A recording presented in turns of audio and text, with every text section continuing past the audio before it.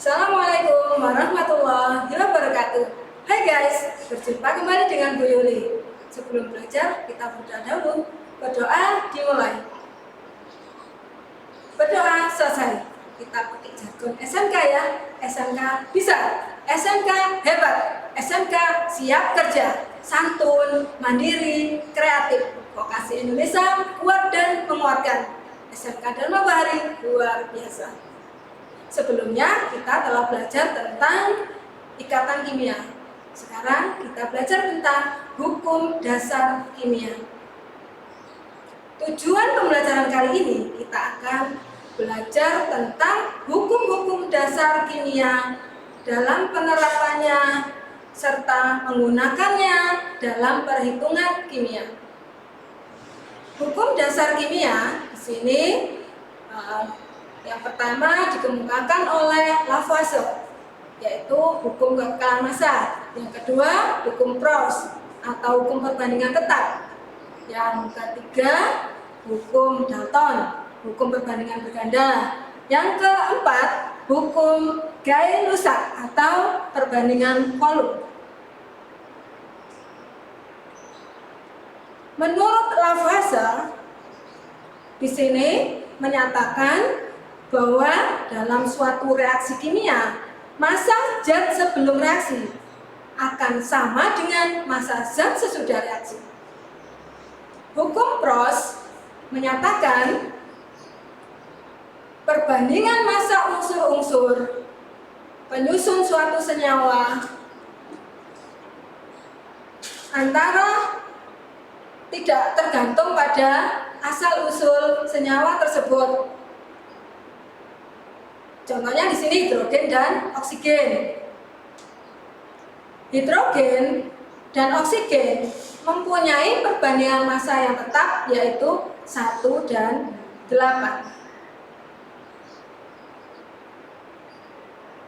Menurut hukum Proust, di sini secara umum untuk senyawa AMBN mencari prosentase massa ZA dalam AMBN sama dengan massa kali ARA dibagi MR AMBN dikali persen dari AMBN. Massa ZB dalam AMBN sama dengan N kali ARB dibagi MR AMBN dikali massa AMBN.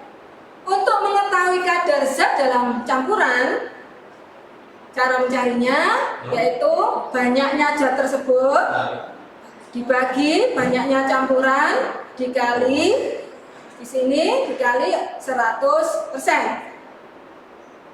Menurut hukum Dalton, bila dua unsur membentuk senyawa, massa-massa dari satu unsur yang bergabung dengan massa dari unsur lain merupakan perbandingan bilangan bulat terhadap satu dengan lainnya.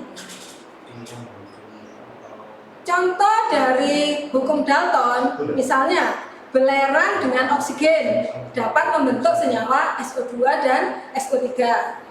Kemudian contoh lainnya, misalnya hidrogen dengan oksigen akan membentuk senyawa H2O dan H2O2.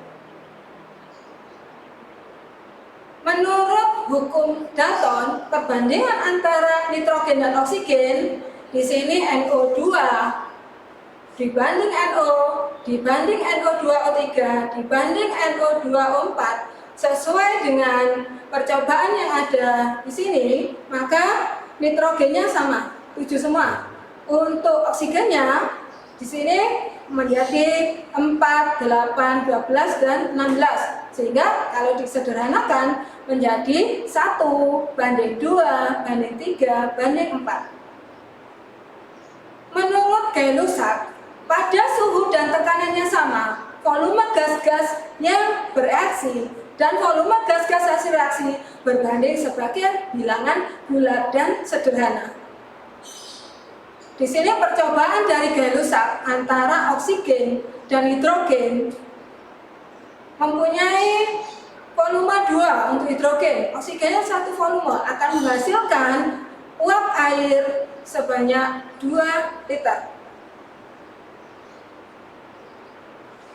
Untuk rumusan hukum perbandingan volume, yaitu volume untuk senyawa yang pertama dibagi mol senyawa yang pertama sama dengan volume senyawa yang kedua dibagi mol senyawa yang kedua, dengan syarat P dan T-nya harus tetap. P artinya tekanan.